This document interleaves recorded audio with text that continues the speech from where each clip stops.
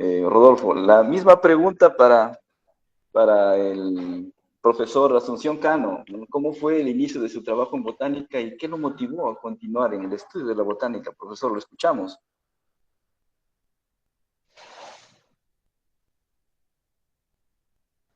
Profesor, tiene apagado el micro, por favor. Bueno, gracias.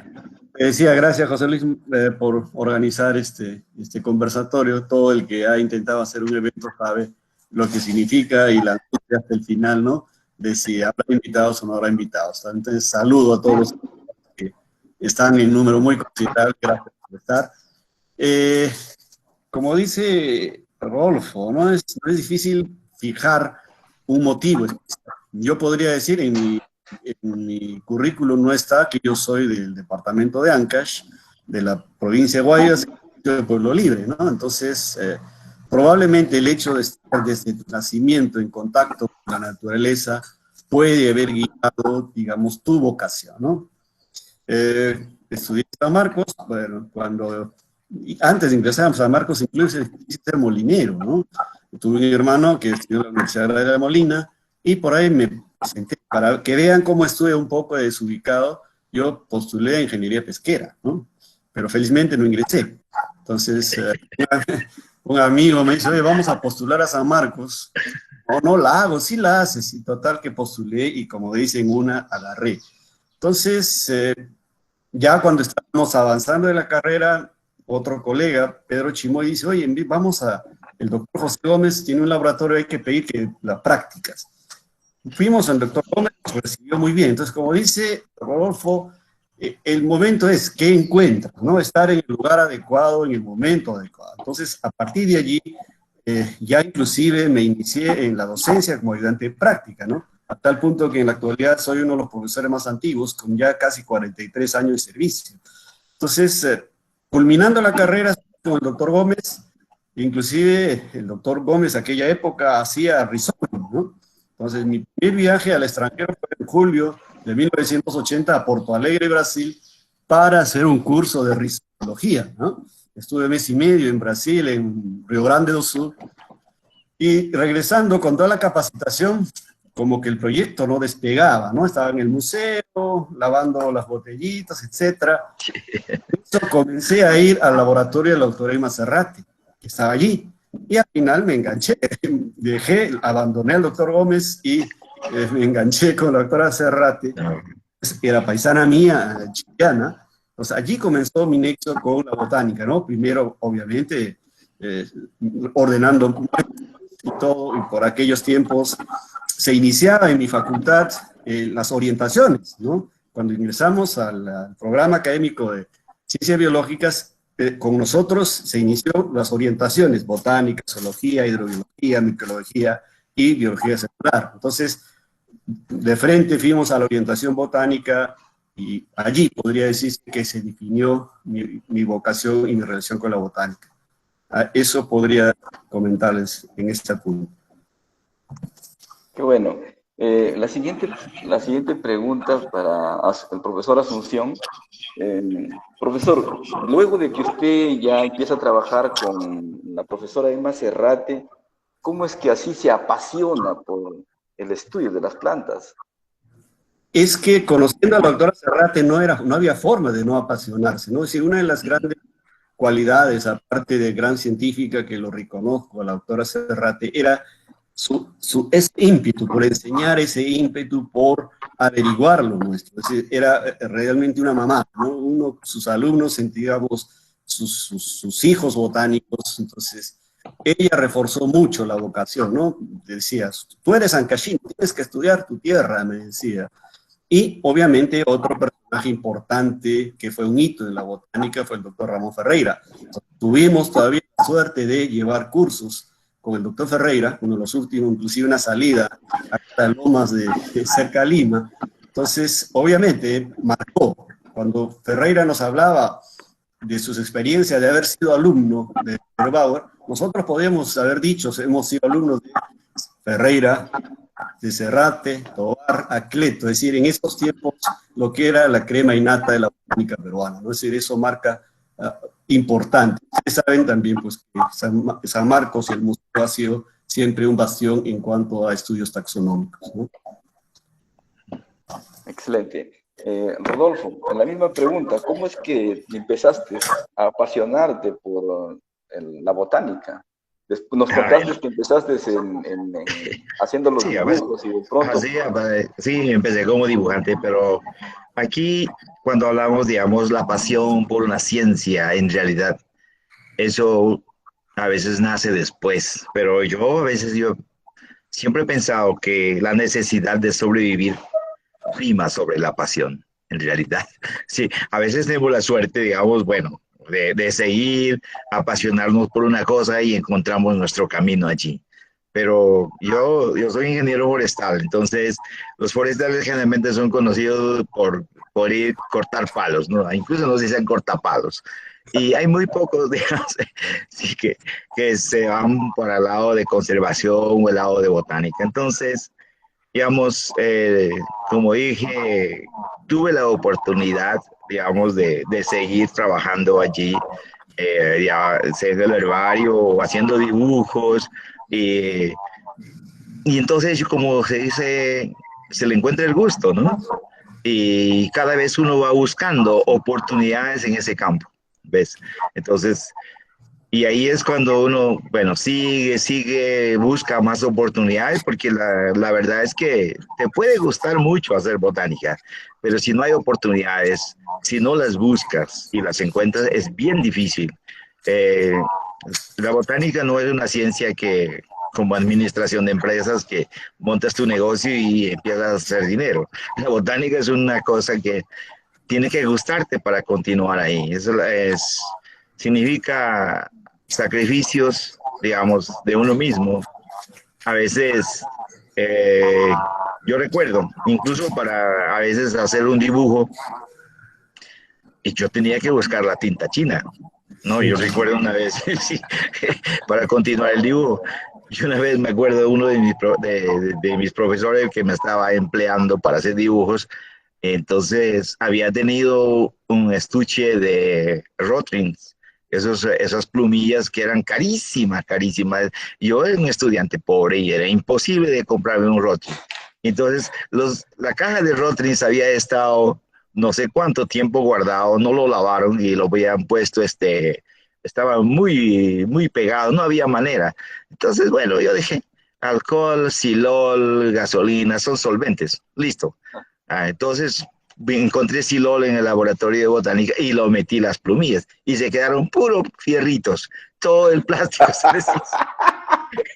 Era, sí, era para matar de risa, pero también era cómo doy cuenta de eso, ¿no? Entonces ya, claro, bueno, era parte del aprendizaje. sí, uno aprende de nunca poner las plumillas ¿cómo se llama? En un disolvente, ¿no? Porque todo el plástico se disuelve. Pero como digo, estuve la oportunidad bueno, busqué oportunidades en realidad para continuar haciendo lo que hago. Sí. Gracias. Excelente. Mm. Pregunta 3 para Rodolfo Vázquez. ¿Quiénes fueron sus referentes para iniciarse en la investigación? ¿Y A qué ver, fue lo que le motivó de cada uno de ellos? O sea, ¿quiénes son las referencias que a ti te motivaron, ¿no? ¿Y qué te ya. motivó de ellos? Bueno, fíjense, hablando de eso, yo estudié ingeniería forestal y mis cursos de botánica fueron muy, digamos, muy someros, muy rápidos. Entonces, llegué a la facultad con un conocimiento bastante bajo, o básico, por decirlo, de lo que es morfología y algo de taxonomía. Y llevé, no sé, 2 o 3 cursos de dendrología. Entonces, pues me hablaban de todas las cortezas y las formas de hojas, pero yo había aprendido en botánica sistemática a hacer disecciones de flores. Entonces allí era un poquito complicado. Entonces yo no tuve la suerte de tener un referente botánico formal, o sea, un profesor, un académico que, bueno, que me dijera, ah, sí, hay que trabajar con plantas. Sin embargo, por mi facilidad con el dibujo, entonces tuve una buena oportunidad con la doctora Marina Bendayan, que era profesora de botánica general, Y ella era una excelente persona y siempre me motivó pues no me motivó a hacer taxonomía, pero sí me motivó por lo menos a la parte, digamos, de botánica general, hacer disecciones y tal cosa. Y como yo dibujaba, me dio la oportunidad de ilustrar una guía que ella estaba haciendo. Y era sumamente difícil. Ahora las cosas son bien fáciles. Incluso uno puede, si tiene habilidades, puede hacer sus dibujos en el computador. No, yo hacía mis dibujos. Ya tal vez los jóvenes que están escuchando no conocen el stencil, pero yo sé que Asunción sabe qué es el stencil. No sé si José Luis lo conoces, pero Sí, sí, yo sí. hacía, sí, ok. Yo hice esos dibujos, esa ilustración, como 180 dibujos de cortes de tallos, de hojas, de células, hacía en stencil con un punzón. Entonces, donde se te dañaba toda la stencil. Entonces era, pero bueno, logré hacerlo. Y luego conocí a Franklin Ayala, que es conocido por todos nosotros, que acababa de llegar de los Estados Unidos de hacer la maestría. Y él me dio la primera oportunidad de hacer ya dibujos científicos, porque él estuvo haciendo su tesis en Dioscoriáceas y yo hice los dibujos para la tesis. Y fue fantástico conocerlo a él. Y él tenía, digamos, una personalidad bastante, bueno, tiene, está vivo todavía, tiene una personalidad bastante fuerte y las cosas se tenían que hacer como deben ser. Entonces, eso fue bastante bueno para mí porque fue una buena guía, ¿verdad? Desde el punto de vista científico y también desde el punto de vista de formar personalidad. Eh, y después él también me dio la oportunidad. En esos tiempos, 1977, se inauguraba el herbario, 12 de noviembre de 77, se inauguraba el herbario de la MAS en Iquitos. Y yo, bueno, como estaba colaborando con el doctor Franklin Ayala, entonces él me dijo, bueno, véngase para acá, le vamos a dar una beca, para una media beca estudiantil. Y yo de ahí para adelante fui como lo que se dice el hazlo todo en el AMAS.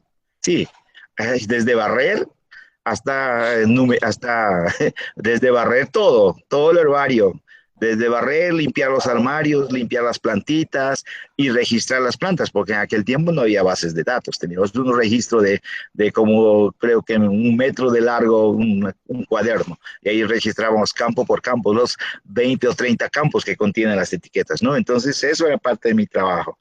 Y eso realmente me motivó, me abrió las puertas, digamos, a ver las plantas de otra manera. Ya no tanto como dibujante, no, sino a ver ya que los nombres científicos me gustaba, aquí, ¿por qué es que se llama esta planta este nombre? ¿Por qué se llama lo otro? Me acuerdo que nos hacíamos bromas todavía con los chicos, como había el género Ciparuna, Ciparunaceae, entonces ahí decía, Cocona, la familia Coconácea, esas cosas, ¿no? Era parte de la broma, pero y eso me abrió bastante, digamos, el campo a saber qué más quería hacer para el futuro. Luego hice unas prácticas preprofesionales con el doctor Rodolf Spischer y un suizo que excelente, me ayudó muchísimo, me enseñó mucho de los caracteres, de lo que no había aprendido mucho en mi universidad. Me ayudó mucho a trabajar con las cortezas, tipos de corteza de los árboles, tipos de fustes y esas cosas, porque él hizo trabajos de dendrología. Y más adelante ya realmente que consolidó, digamos, a lo que yo vengo haciendo es al Gentry, que yo salí al campo primero, como yo siempre dije, nosotros siempre decimos, al primero que se va del carga mochila, ¿no? Vamos, no importa, voy al campo, quiero ir al campo, no importa, le cargo la mochila, listo. Claro, necesariamente no vas a cargar la mochila, pero sí vas a cargar las bolsas de planta, la tijera, el subidor, bueno. Pero eso fue un excelente para mí, el 77, como que me marcó ya para continuar para adelante hasta que el 80 empecé a trabajar ya más cerca de él y hasta ahora sigo haciendo lo que yo aprendí de estos profesores. Gracias. Excelente. La misma pregunta para el profesor Asunción Cano.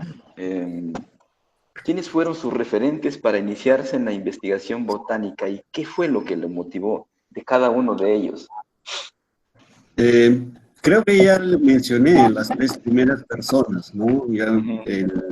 Debo agradecer siempre al doctor José Gómez el haberme hecho ingresar a la docencia, ¿no? Porque, como les digo, mi primer contrato desde marzo de 1900, miren, cuánto tiempo, ¿no? Entonces, de él, confianza que recibí, y de buenas a primeras me convertí en profesor de práctica, ¿no? Me hacía 3 grupos de práctica de botánica general, ¿no? Entonces, eso, ahí entendí, por ejemplo, lo que ahora decimos mucho, ¿no?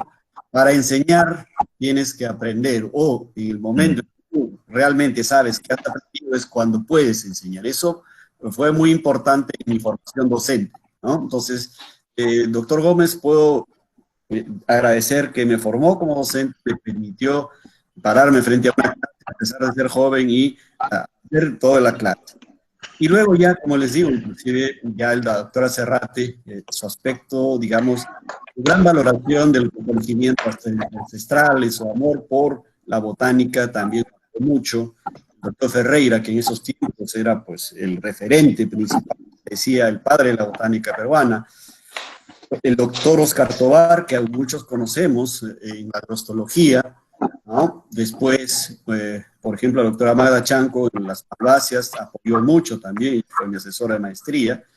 Ya después, por ejemplo, personas que ya más de la generación que apoyaron mucho, está el doctor Luis Valencia y la doctora Irma Franque, ¿no? Ellos fueron los profesores de ecología con quienes, en el apoyo de su trabajo de tesis, fuimos muchísimo a campo, ¿no? Y como dice Rodolfo, participábamos de todo, ¿no? Llevando al bosque de Zárate, los innumerables viajes al bosque de Zárate, que para los que no son de Lima es un bosque muy cercano acá a la ciudad, en la provincia de Huarochirí. Entonces, comenzamos a ir y con ellos hemos caminado mucho, entonces a ellos puedo agradecerles, por ejemplo, esa constancia de ir, ¿no? Mes a mes, año a año, hacer monitoreos y ser constante, sacrificado, ¿no? Porque yo siempre, como se dan las tesis de posgrado acá en esos tiempos, creo muchas veces ahora, todo se hacía con el dinero de uno mismo, ¿no? No habían grandes proyectos que financiaban. Entonces, sí, entonces, ellas, digamos, esas serían las personas que afianzaron en mí el interés en cuanto al estudio de la botánica. Bien. Profesor Asunción, ¿cuál es la importancia de tener especialistas en botánica? ¿Por qué es necesario formar botánicos en las universidades? Bueno, podríamos responder, ¿no? Es como tener un albañil para hacer un edificio, ¿no?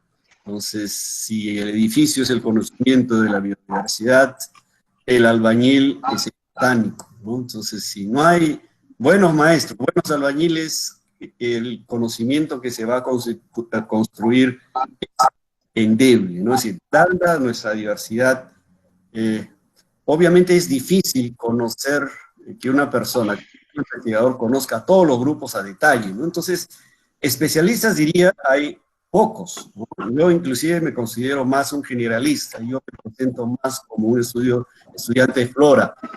Si bien digamos, he avanzado en el conocimiento de algunos grupos como Cariophyllaceae, últimamente Brassicaceae, que hemos estado trabajando con el doctor Alsheba, es importante, ¿no? Porque el especialista es el que tiene la autoridad taxonómica, el conocimiento sistemático para definir cuál es un taxón, cuál es una especie nueva. Entonces, esa es una de las cosas que nosotros a veces no hemos valorado, ¿no? El especialista en diferentes grupos es de vital. Es una de las cosas que yo puedo, y que no se refleja en el CV, es eso, ¿no? Hemos intentado como docentes formar botánicos. Yo puedo decir que entre mis alumnos, mis primeros alumnos asesorados, está, por ejemplo, la doctora Mónica Aracaki, ¿no? Que ahora es una de las autoridades en la biología molecular de plantas. Está José Roque. Entonces, así, hay gente, es una de las cosas que no se mide en el, ¿no? Yo diría, probablemente Rodolfo, como tú decías, organizando a año esos cursos en Oxapampa, el impacto es enorme. Entonces, yo creo que especialistas, lamentablemente, no vamos a tener en todos los grupos porque es muy grande, pero hay que apuntar a los grupos donde hay a mayor diversidad, mayor riqueza, o tal vez algunos grupos que pudieran estar en algún grado de amenaza y que no conozcamos bien. Entonces, es vital que hayan especialistas, pero obviamente es un proceso, ¿no? Nadie nace especialista de la noche a la mañana, ¿no? Generalmente el proceso, como comentábamos hace poco, creo que con Mónica en una charla, es, si usted es docente, si hay algunos docentes acá, lo que es recomendable que a un estudiante no le va a decir, hazme la revisión del género Festuca, buenas a primera, ¿no? Para una tesis de pregrado. Por lo menos dile, estudiame las gramíneas de Oxapampa, ¿no? Luego, para la maestría, estudiame el género Axonopus. Entonces, hay que dar de gradualidad. El especialista no se forma en un solo curso, ¿no? Yo creo que eso hay que tener muy en cuenta. Gracias. Bien, profesor. La misma pregunta para Rodolfo Vázquez. Sí, ¿Cuál es la importancia de sí, tener... especialistas en botánica, cierto. Exacto.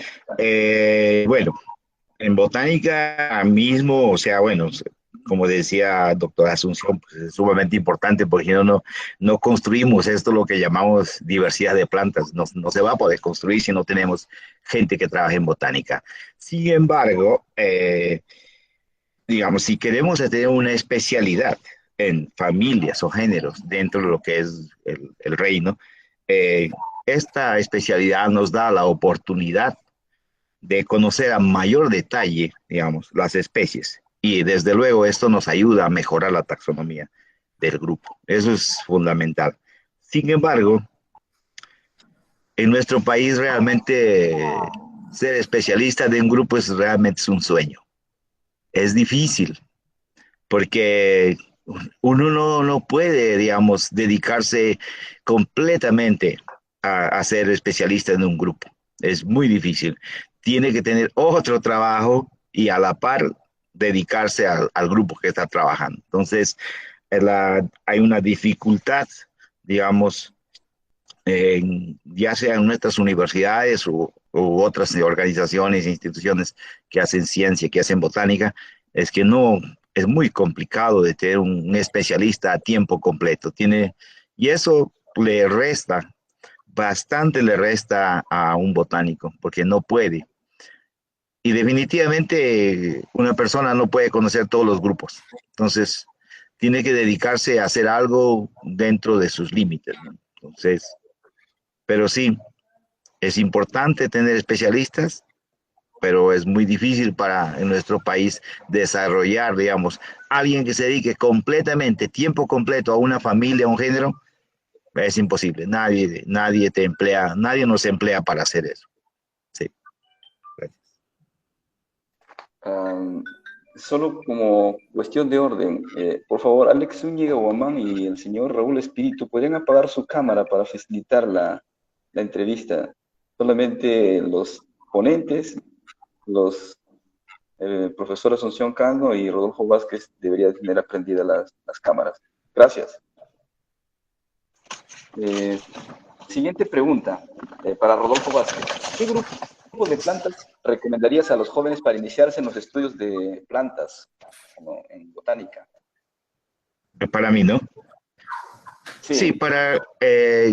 yo creo que para aquellos que están empezando, que están pensando en dedicarse a la taxonomía de plantas, lo mejor para estudiar un grupo es que escojan un grupo que tenga una amplia distribución y también que estén distribuidos en diversos ecosistemas.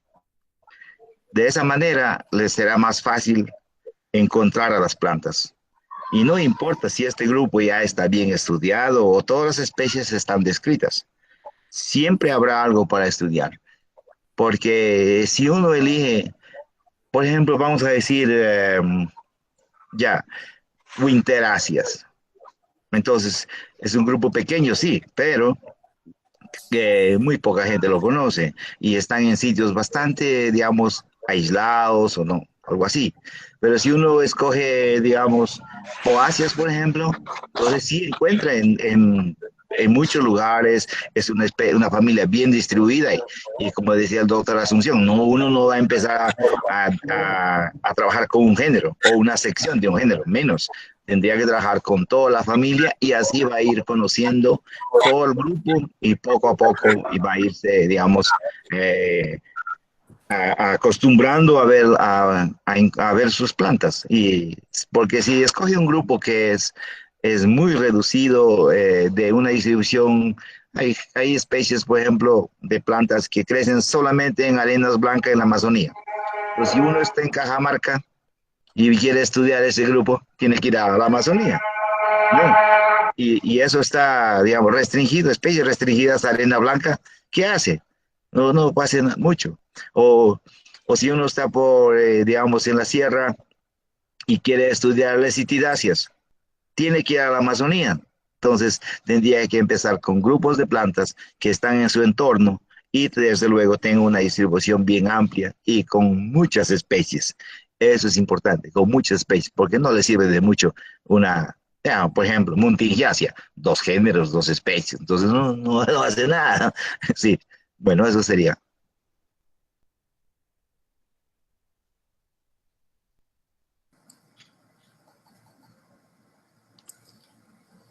Estás apagado.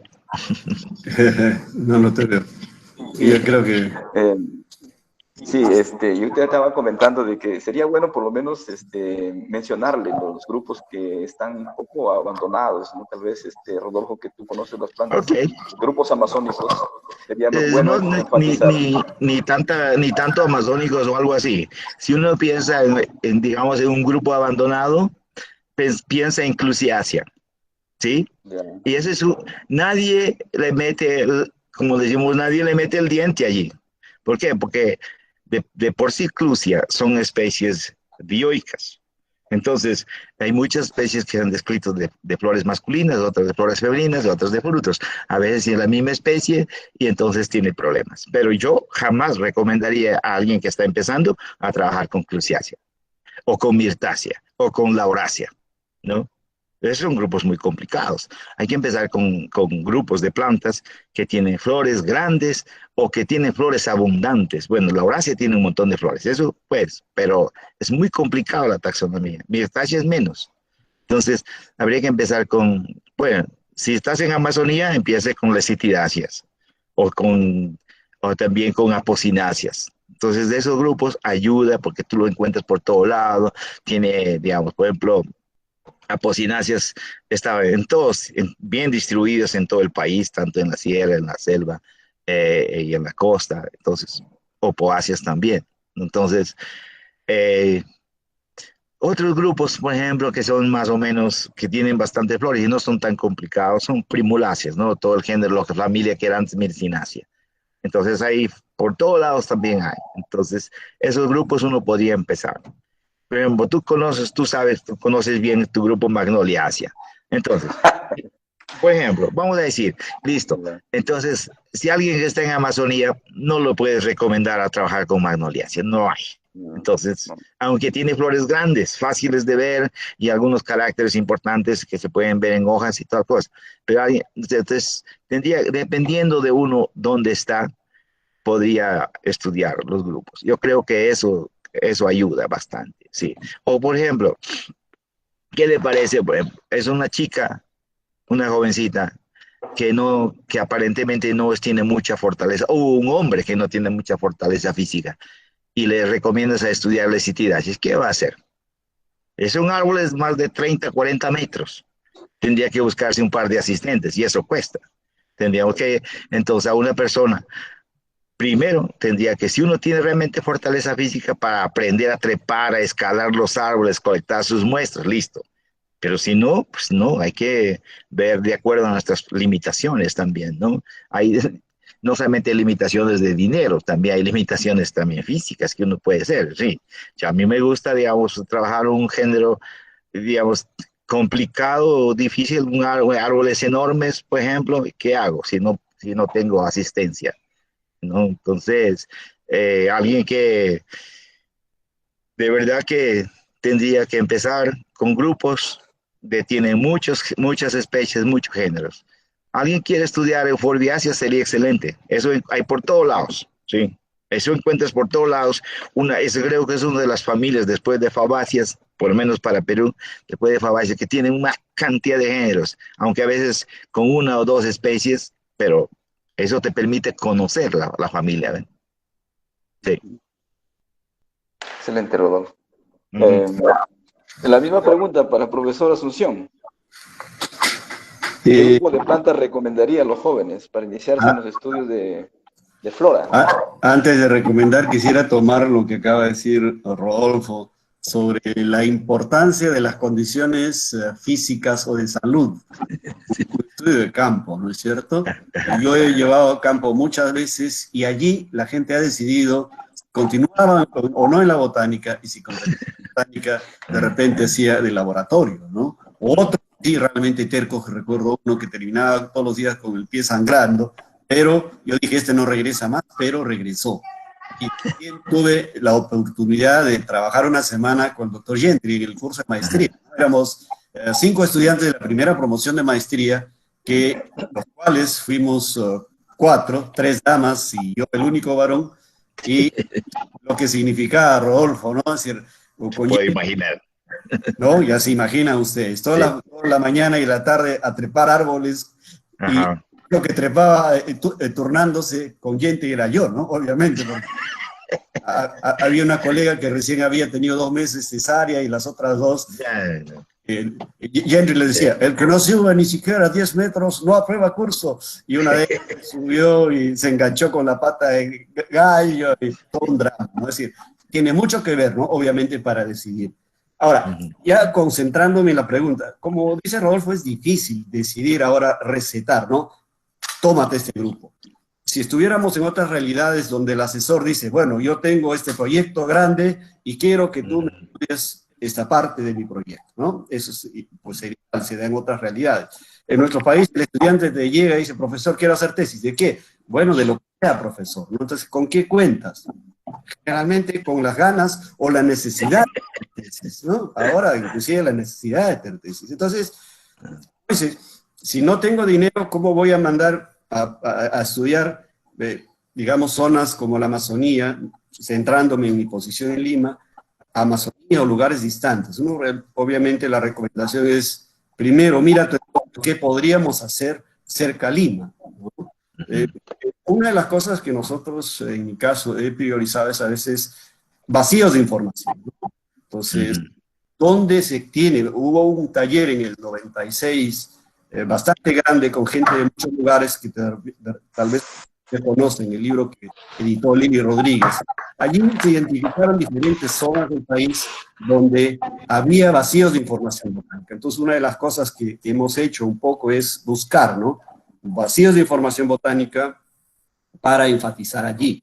Entonces, obviamente hay algunos lugares cercanos, otros no. Eh, si se refiere a grupos taxonómicos, como dice Rodolfo, obviamente no se puede pues, mandar al estudiante a grupos muy complicados, sino grupos que puedan estar disponibles, ¿no? Depende del interés, depende del contexto de la universidad. En realidad no puede darse una receta única, ¿no? Y a veces ahí depende del interés, ¿no? Hay gente que ya te viene, quiero estudiar esto, ¿no? Ya viene con una determinación. Bueno, si está determinado a estudiar, va a hacer el sacrificio de buscar información, de buscar recursos, ¿no? Ahora, con la nueva ley universitaria, que no sabemos cómo va a quedar, inclusive ahora tienen que hacer la tesis formativa, ¿no? El famoso tesis de bachillerato, que la gente anda perdida si debe ser una tesina o si debe llevar investigación. Entonces, como investigar, como hacer tesis cuesta dinero, el profesor tiene que ser consciente de orientarlos a grupos o áreas que puedan hacer. Por ejemplo, hemos descubierto, digo así, que en Lima, por ejemplo, hay zonas aún que nadie ha llegado, ¿no? Es el Valle de Huaral, por ejemplo. Ahora yo trato de mandar a mis estudiantes, quiere hacer tesis, vaya al Valle de Huaral, estudie cualquier grupo que quiera en la zona de Huaral, porque es un valle grande que abarca un transecto altitudinal desde el nivel del mar hasta más de 4.000 metros, 4.800, Valle Cañete. Entonces, yo creo que siendo realistas, más que por grupos taxonómicos definidos, uno tiene que ver la realidad y ver las factibilidades de hacer el proyecto, ¿no? Para mí, en cualquier proyecto que se inicie y lo consolide, está bien, ¿no? Será el inicio. Nadie probablemente, o es lo deseable, que se quede con, digamos, con la tesis que eligió, ¿no?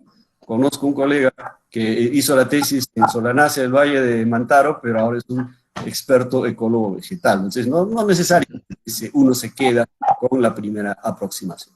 Es muy difícil, recalco, depende de la disponibilidad, por eso estoy de acuerdo, ¿no? Que sean grupos de amplia distribución, pero a veces no llegar al extremo, ¿no? De llegar al facilismo. Estudiame las orquídeas de las, ¿no? No hay orquídea, hay una sola orquídea en las lomas, o dos, entonces tampoco hay que exagerar, ¿no es cierto? Bien, ese sería mi comentario, concretizando, que es difícil decir, haz esto, depende de muchos factores.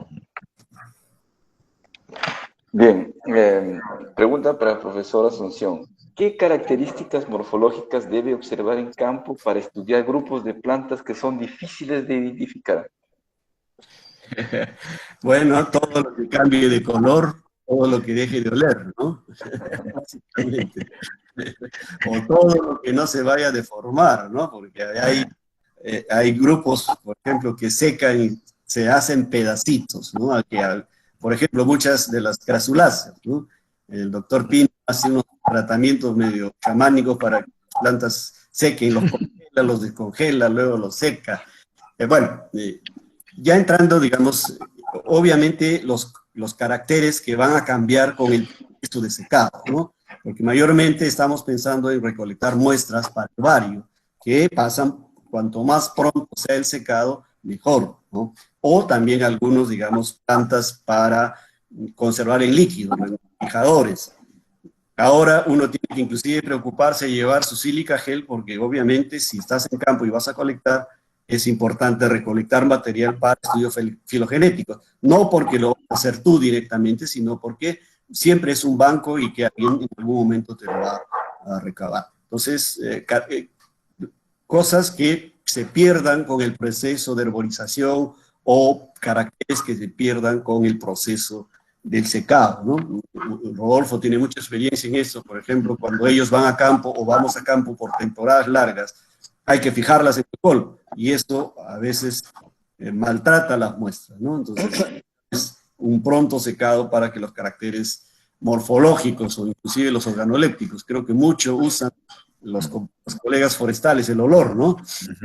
El color del látex, entonces, eso que pierdan, es importante anotarlo. Gracias. Bien, la misma pregunta para Rodolfo. Sí, muy de acuerdo con el doctor Cano, porque todo lo que dice, como dijo, todo lo que deje de oler o color tiene que ser anotado. Sin embargo, también tiene que tener presente que cada grupo tiene sus particularidades. Uno no puede, digamos, generalizar los caracteres morfológicos. Vamos a ver hojas, cómo son las hojas, la disposición de las hojas. Algunos otros grupos no. Por ejemplo, a veces uno no toma en cuenta muchas apotáceas que tienen frutos, digamos, esferoidales. Entonces uno dice, frutos amarillos, pero no dice ni siquiera lo mide, ni toma el color, ni nada. Siempre frutos esferoidales, o dice con frutos amarillos, no más. Entonces ahí uno tiene que tomar en cuenta, porque los frutos, digamos, puede ser esferoidal o puede ser oblongoide o puede ser elipsoide. Y entonces, pero cuando ya secan, todo está aplastado, la semilla por un lado. Y peor si no tomaron ni fotos ni nada, entonces eso es importante también, cosas, detalles, ¿no? Pero como digo, cada grupo tiene una particularidad y se debe anotar. Y dependiendo de la experiencia de uno, todas las plantas pueden ser difíciles. Si uno no tiene la experiencia, a mí se me hace muy difícil colectar y prensar cactus, por ejemplo, ¿no? Eso es, sí, hay gente experta colectando cactus. A mí se me hace muy complicado, ¿no? Estoy acostumbrado a prensar otro tipo de plantas, ¿no? Entonces, y ahora, cada grupo, como digo, tiene sus particularidades. Uno para colectar una ciperácea, una poácea, tiene que saber dónde observar, qué anotar. En los látex, el color de los frutos, de las flores, en nuestro caso todo se pierde, porque vamos con 10, 15 días de campo, todo se pierde porque lo ponemos en alcohol. Entonces ahora lo que ayuda mucho es que las cámaras digitales, uno toma unas buenas fotos y listo, con eso puede ayudarse en la descripción.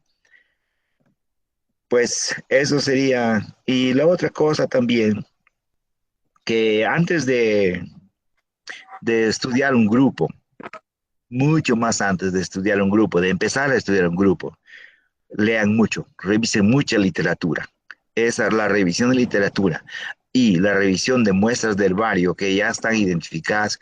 Eso le va a ayudar a ustedes a ver, ya, esto vamos a ver, esta o otra vamos a ver. Eh, yo recuerdo, estaba trabajando un poquito con Ricardo Callejas. Me decía, no, es importante los prófilos, que anote los prófilos de tal manera y la dirección con que van las espigas, las inflorescencias.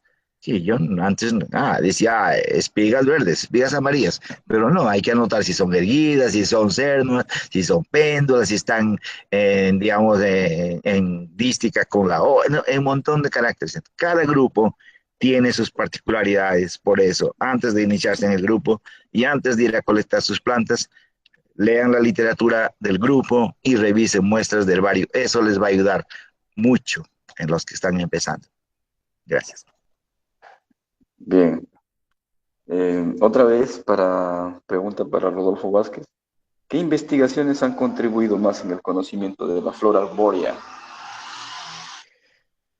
En particular en la flora arbórea de nuestro país, en realidad hay bastantes investigaciones y que han realmente y que han terminado en publicaciones, ¿no? Sin embargo, hay, digamos, en los últimos años, desde el 82, 83, tenemos una red de parcelas permanentes. Y esta red de parcelas permanentes en el país tenemos poco más que 105 parcelas permanentes de 1 hectárea. Y estas parcelas permanentes han contribuido bastante, no solamente a la taxonomía de los árboles, sino también, digamos, a otras cosas como carbono o biomasa. Entre la literatura que, digamos, ha contribuido, que tiene mayores contribuciones en lo que es para la flora arbórea, yo creo que podemos empezar. Una que a mí me motivó mucho y es una literatura vieja que casi a poca gente conoce. Se llama Maderas del Noroeste del Perú. Fue publicado en el 36 por Lelywin Williams. Esta literatura, yo la primera vez que lo vi en la biblioteca del herbario de Iquitos, sí, me motivó bastante. Pues bueno, no sabía ni sé hablar ni leer muy bien el inglés, pero como está en inglés, sí, eso también me motivó un montón. Y luego tienes la flora de McBride, tiene los árboles de Genaro Herrera, es una literatura que ahora está disponible en la web de Rudolf Spicher, son 2 volúmenes, son bastante buenos para que han hecho una contribución importante en lo que es la flora amazónica, arbórea, el catálogo de Braco y Saruki, un libro que hizo Al Gentry, el Woody Plants, que se llama La Guía de Plantas Leñosas, de Colombia, Ecuador y Perú, de Al Gentry. Es un excelente guía para campo. Estamos toda la colección de flora neotrópica. También tenemos ahí los árboles del Perú de Terry Pennington y colaboradores, árboles sutiles de la Amazonía y de los Andes de Carlos Reynel. También tenemos otros catálogos más anteriores, que el del 67 me parece el catálogo de la Omajín, luego del 83 los nombres vernaculares de las especies maderables del Perú, de Filomeno Encarnación. Más reciente, pues las fichas de Osinfor. Osinfor está trabajando bastante, hasta ahora ha hecho como 6 talleres en lo cual hay como entre 20 y 30 fichas de especies arbóreas, maderables. Inverflores tiene, creo que está en la web, sus árboles de Lucayali, sumamente importante. También hay otros catálogos, como los catálogos de Árbol del Perú, árboles catálogos de Madre de Dios, árboles de la Selva Central. Y, y desde luego tampoco no vamos a dejar de olvidar el libro rojo de las plantas endémicas del Perú de Blanca León y colaboradores. Creo que es la literatura sobre árboles que por lo menos que yo siento que principalmente que es para Amazonía, que es lo que más conozco, que los que ha hecho mayor contribución, pero la, sin olvidar, por supuesto, la red que se tiene de parcelas permanentes. Listo.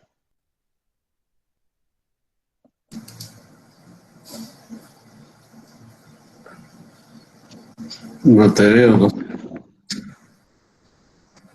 ¿Se fue el moderador? Ay, perdón, profesor, la misma pregunta para usted, pero tal vez es que yo pienso que el comentario tendría que estar más orientado a la flora altoandina. Por eso yo iba a decir Ampay me salvo, porque yo, como ustedes han visto, ya Rodolfo mencionó todo, porque creo que Modesto mencionó la flórula que él ha estudiado, yo creo que también es un aporte valiosísimo, ¿no? Pero obviamente en mi caso no tengo experiencia, como saben ustedes, trabajo en costa y en Andes y ahí los árboles son los menos, ¿no? Pero sin embargo yo creo que podemos destacar el estudio de Polilepis que ha realizado Wilfredo Mendoza, ¿no? Como tesis de su maestría, que luego se trasladó en publicación. Creo que en flora andina, digamos, de bosques andinos, eso es lo más importante. En cambio, yo quisiera aprovechar algo del tiempo de esta pregunta, más bien para refutar algo o recalcar algo de lo que decía Rodolfo, ¿no? En cuanto a la pregunta anterior, ¿qué tomar en cuenta? Como dice muy bien, eso depende de cada grupo, ¿no? Como ustedes han visto por esas cuestiones que también quiero ligar con el caso de los especialistas, ¿no? Los especialistas en flora hay pocos, pero tampoco responden de la misma forma, ¿no? Tengo dos ejemplos. Uno, Charles Taylor, que conoce muy bien Rodolfo, de Missouri, especialista en rubiáceas. Le mandamos una foto. Dijo, sí, es especie nueva, pero lo voy a describir después de que termine la flórula de Centroamérica. ¿Sí? ¿No? Nos mandó de paseo, ¿no? Otro muy diferente fue el doctor Ishan Al-Shebaz, ¿no? Sí. Brasicáceas. Le mandé dos fragmentos de planta con una luna que visitaba Missouri y me escribió al toque y me dijo, profesor Cano, esta es especie nueva, si quiere, usted lo publica, pero si no, lo podemos publicar en conjunto, yo hago la descripción en 2 o 3 días, se lo mando, usted lo revisa, yo voy haciendo los dibujos, lo revisamos en una semana, más o 10 días podemos estar sometiendo el artículo en prensa, y así fue. Nuestro primer trabajo conjunto con el doctor Al-Shebaz no llevó ni 15 días, ¿no? Entonces, a partir de allí, nosotros encontramos Brasicacea, mandamos la foto y él nos dice, sí, es nuevo, mándame. Entonces, eso mucho del especialista también y cómo responde, ¿no? Hay gente como, por ejemplo, Piperácea mencionó a Callejas, ¿no? Siempre es el personaje más requerido y con tantísimas plantas. Y otra cosa más, por ejemplo, sobre la especialidad. En Brasicacea, cuando uno generalmente colecta plantas, uno se lanza sobre la flor, ¿no? Si tiene flor, me lo llevo con todo. Pero, por ejemplo, en Brasicáceas más importante o tan importante como el carácter floral es el fruto.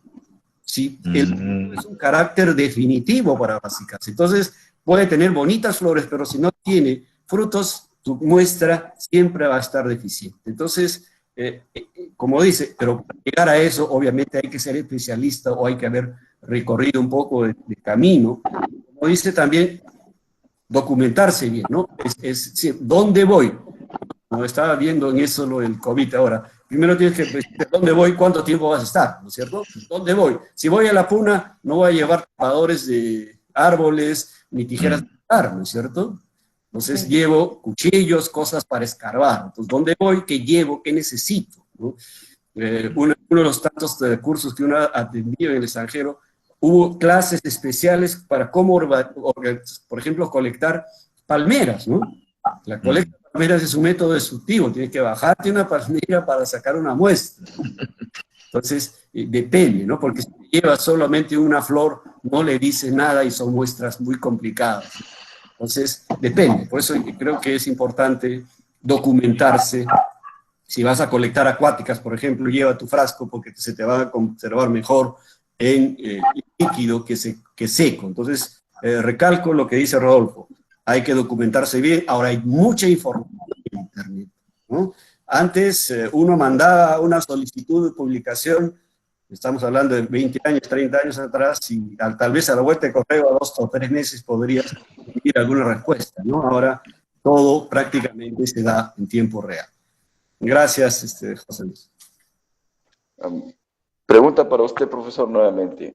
De las especies que usted publicó, ¿cuál fue la más complicada de registrar, de describir y publicar? Y en base a las dificultades que usted encuentra, ¿qué sugiere a los botánicos jóvenes? Para volver al punto, ¿no? El que decíamos que probablemente si a un estudiante con la idea de que va a describir especies nuevas, podrías frustrarlo, ¿no? Entonces yo creo que el profesor, el buen profesor, no va a decir, oye, descríbeme una especie nueva. Ese es un proceso, ¿no? Hay un dato, ¿no? De que desde que ingresa una planta a una colección científica, a veces se demoran 10 años para que salga la publicación de la nueva especie. Entonces, lo que hay que entender es que necesitamos estudiar ahora con urgencia, pero el conocimiento de los datos necesita cierto entrenamiento. No podría yo esperar de un estudiante de bachillerato que de una buena a primeras me describe una nueva especie. Entonces, yo creo que ese es más un proceso, es decir, que lo recomendable es que se forme bien, que sea observador, que mire los caracteres, ¿no? Que describa bien y que sepa reconocer caracteres. Entonces, como se dice otra vez, tener buen ojo. Yo en mi grupo tengo 2, 3 que realmente, uno creo que estuvo acá, pero ya se fue, ven el carácter. Desde las prácticas saben utilizar las claves dicotómicas, ¿no? Es decir, mientras algunos prefieren ir al herbario, voy a estudiar el herbario y agarran la muestra y ponen la muestra determinada del herbario junto con la muestra que quieren terminar comparando. Eso no es un buen método, ¿no? El método es que tengo que saber describir para luego yo tratar de utilizar una clave y llegar a una especie. Si yo tengo la sospecha de esta especie, lo que voy al herbario es como una especie de comprobar, ¿no? Pero no se va al herbario de poner lado a lado 2 muestras y poder determinar. Entonces, mi consejo para los que me escuchan sería aprendan bien su morfología floral, su morfología en general, que a veces en los cursos de diversidad vegetal o como se llamen, más tiempo nos dedicamos a la citología, un poco más de tiempo a la histología, y cuando llegan los cursos de la parte de morfología ya nos están empujando, ¿no? Hay que ir al jardín en una mañana, hay que reconocer todos los caracteres desde raíz, tallo, hoja, flor y fruto. Entonces, una cosa importante es reconocer bien los caracteres, porque si no, a veces estamos tonteando. En mi caso, yo he tenido la suerte de compartir algunas publicaciones con gente, digamos, en cuanto a taxonómicas, con gente especialista, pero probablemente la especie más difícil es la que aún no sale, ¿no? Hay una especie de Juncácea ya descrita con un alumno y hasta ahora no se publica. La razón, la lentitud en este caso del alumno. Entonces, yo diría que la descripción de una especie debe ser un proceso dentro de un estudio, ¿no? De repente hay tesistas de pregrado que hayan descubierto una nueva especie, pero generalmente ese es un proceso más de maduración. Y como dicen, la recomendación es que si ustedes tienen una nueva especie, por favor, no se les vaya a ocurrir ponerlo en la tesis, ¿no? Porque van a invalidar, porque eso no es un medio válido de publicación. Ahí ya entran cuestiones de nomenclatura. Gracias, José Luis. Sí, la misma pregunta para Rodolfo Vázquez, ¿no? De las especies que publicaste, ¿cuál fue la más complicada de registrar, de escribir y publicar? Y en base a las dificultades que encontró, ¿qué sugiere a los botánicos jóvenes, ¿no? Bien.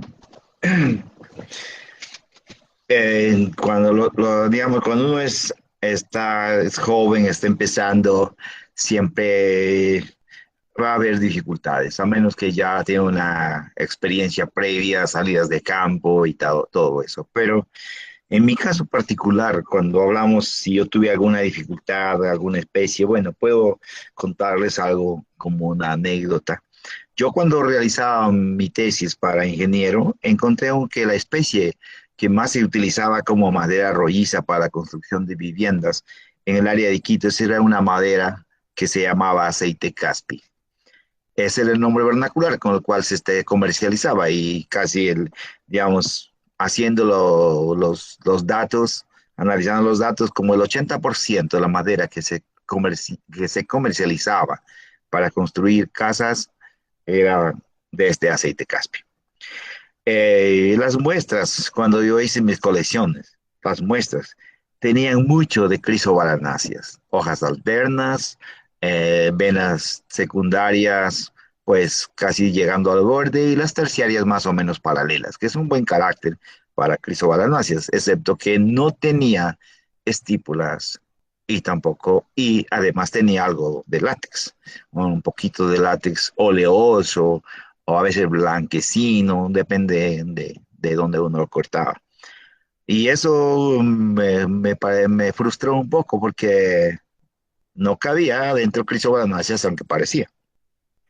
Entonces, buscando en el herbario, pues en el herbario de Iquitos era todavía bastante pobre en muestras, no tenía muchas muestras. Visité otros herbarios y resulta que encontré, me parece que sí, creo que fue en San Marcos, encontré de tanto buscar por todos lados las familias que tenía hojas alternas y con algo de venación terciaria subparalela, encontré en Gutífera, en aquel tiempo en Gutífera, encontré una planta que se llamaba Caraipa densifolia y que tenía bastantes caracteres, bueno, excepto por las flores y los frutos eran diferentes, pero las hojas pues tenían algo de los caracteres y ahí en alguna etiqueta decía que había algo de exudación. Y eso realmente me llamó la atención de Gutífera. Entonces, como yo aprendí Gutífera, que ahora se llaman clusiáceas, yo aprendí que eran las clusiáceas, tenían hojas opuestas y que muchos de ellos tenían puntos translúcidos y tenían látex amarillo, así me enseñaron a mí. Pero mi planta tenía hojas alternas, entonces ahí era mi dificultad y yo pensaba de repente, no, ¿qué pasó con esta planta? No, pero ahora uno sabe que hay un montón de excepciones en cada familia, ¿no? Y esto, al final, buscándolo por todos lados, bueno, decidí que esta especie era una caraipa, al final. Y eso pero resulta que no solamente tenía esa caraipa en mi tesis, tenía otra caraipa también. Una caraipa, y al final tenía un caraipa SP y un caraipa myrsioides. Y también tenía caraipa densifolia. Y bueno, al final eso me motivó, digamos, a buscar más información. Y luego hice la revisión para el género caraipa, y resultaron 8 especies para Perú. O sea, todo el material que estaba revuelto por todos lados, metidos en Crisobalanácea, a veces en Zapotacia, en cualquier, digamos, familia que tuviera hojas alternas con un poco de látex, ¿no?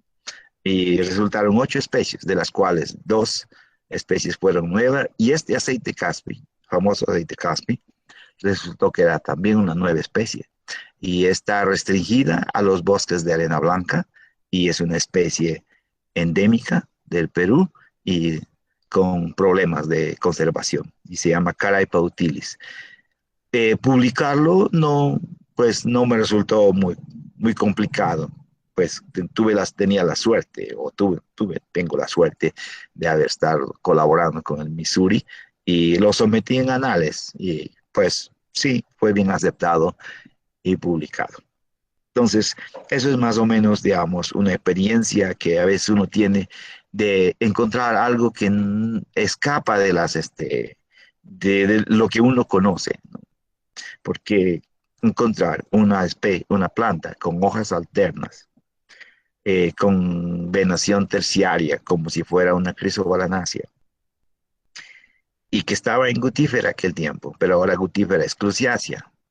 Y es más, con el APG 4 ya no siquiera pertenece a Clusiaceae, ahora tiene su familia, se llama Calophyllaceae. Pero Calophyllaceae también mayormente son hojas opuestas, o sea, es un género que está, digamos, fuera de, digamos, de los caracteres regulares de la familia. Pero puede pasar muchas veces con otros grupos también. Eso es, pues, a manera de una anécdota si pensamos en las cosas que a uno le pasa buscando plantas, ¿no? Gracias. Don José se fue. Rodolfo, nuevamente contigo. Ajá, allá. Cuéntanos de tu experiencia en la escrita de libros. Estimo que ha sido un arduo trabajo para ti, ¿no? Bueno, ahora parece, digamos, muy lejano cuando empezaba a escribir este libro de la flora de las reservas biológicas de Iquitos. Es un compendio de más o menos 2.700 especies.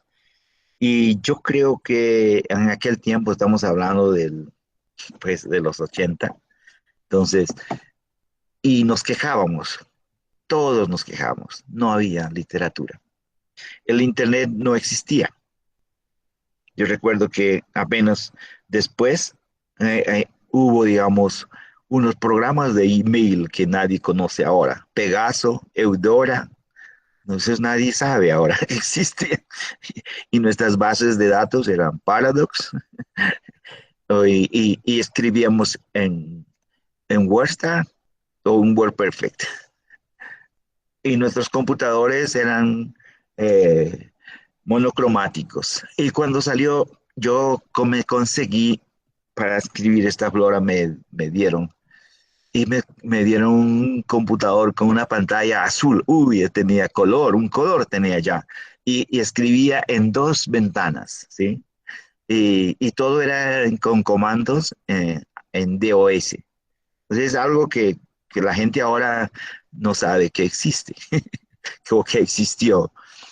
Y saben que mi computador, eso fue una gran limitante. Era una laptop, una Toshiba, me acuerdo, que tenía 20 megas de memoria, de disco duro. Eso te pueden imaginar. Y en eso teníamos que escribir. Más de que describir, hacer descripción de 2.700 especies, más la descripción de los géneros, de las familias, las claves a las familias, las claves a las especies, las claves a los géneros.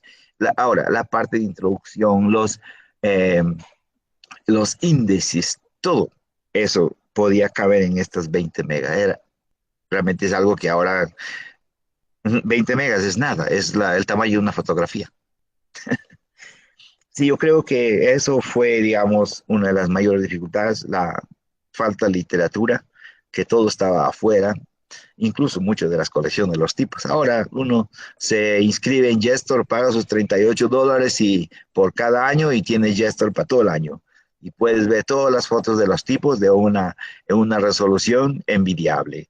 Entonces, creo que eso han sido, digamos, de las mayores dificultades para mí, la literatura y mi laptop. Lo demás, los herbarios siempre estuvieron abiertos para nosotros, no había mayores dificultades para trabajar con las muestras. Gracias. Bien. Profesor Asunción, igual, cuéntanos de su experiencia en la escrita de los libros, ¿no? Estimo que ha sido un trabajo arduo y qué dificultades encontró. Como diría al final Rodolfo, prácticamente creo que la limitante principal ahora es tiempo, ¿no? Es que uno tiene que hacer tantas cosas que es difícil sentarse, ¿no? Yo tengo la tesis doctoral para hacer las correcciones y agarró la pandemia, entonces, y ya por que parezca contradictorio en la pandemia, teníamos más trabajo, ¿no? Desde que uno tiene que estar involucrado en las propias actividades hogareñas. Entonces, por eso creo que ahora es tiempo, ¿no? Porque ya, como dice Rodolfo, el avance tecnológico y de facilidades es tal que si no haces es o te falta tiempo o te falta ganas. Inicialmente, el primer libro, por ejemplo, que sacamos, o las primeras tesis, fueron ya con una computadora más o menos decente, pero todavía pues uno tenía que estar ahí digitando largas horas y la corrección era más complicada, ¿no? Ahora hasta el Word te va corrigiendo la ortografía con mucha facilidad. Yo quisiera más bien aprovechar este tiempo para volver un poco más atrás y valorar, digamos, lo que nuestros profesores hicieron, ¿no? Imagínense el libro de las gramíneas del Perú, del doctor Oscar Tobar, hecho a stencil, como decía Rodolfo, ¿no? A máquina, si te equivocabas. Entonces, valoremos eso, los libros antiguos que encontramos, lo que significaban. Igual, cuando encontramos una muestra, valoremos el trabajo que significa conseguir una muestra, ¿no? Literalmente en algunos casos es sangre, sudor y lágrimas, ¿no? Si ustedes imagínense las expediciones de los 1800 de Ruiz y Pavón, ¿no? Imagínense las condiciones, o los viajes que hizo Beberbauer a lomo y mula, y prácticamente llegó a tantos lugares. ¿Qué tal persistencia, no? Como decía en otra charla, ahora agarro las camionetas 4x4 y me de Macaulo a los 4800, camino 200 metros y puedo encontrar una especie que resulta ser nueva, ¿no? Imagínense. Entonces, yo quiero invocar eso. Cuando uno mira una muestra en un herbario, hay que valorarla. Cuando mira un libro generado por nuestros profesores, hay que darles todo nuestro respeto. En la actualidad, realmente creo que para mí el factor principal es tiempo, ¿no? Los libros que hemos sacado han sido guías colaborativas, por ejemplo, el libro de los padres fue producto de un simposio. Entonces, la dificultad mayor no fue tan dificultosa, ¿no? Simplemente es cuestión de editar, estar al tanto, encontrar un buen editor, una buena imprenta, pero yo diría que no es tanto, la cuestión es centrarse, tener tiempo y ponerse a trabajar.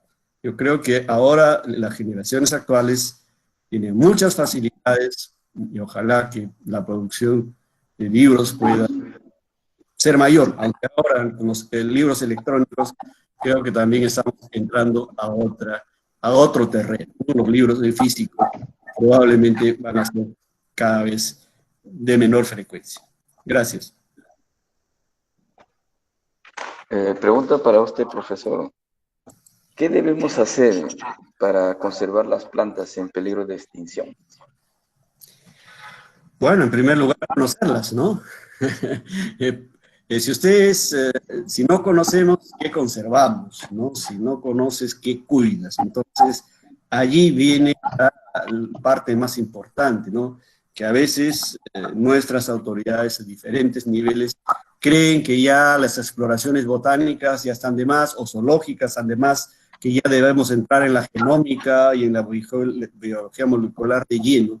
Pero cuando tenemos amplias zonas de nuestro territorio aún no explorado, y cuando tenemos rangos de extinción, ¿no? O sea, a mí me asustan que cada día se pierden 6 o 7 especies no conocidas. Entonces, nuestra primera prioridad debe ser conocer, ¿no? Entonces, conocer los lugares donde hay especies endémicas o especies que pudieran estar en algún grado de amenaza, ¿no?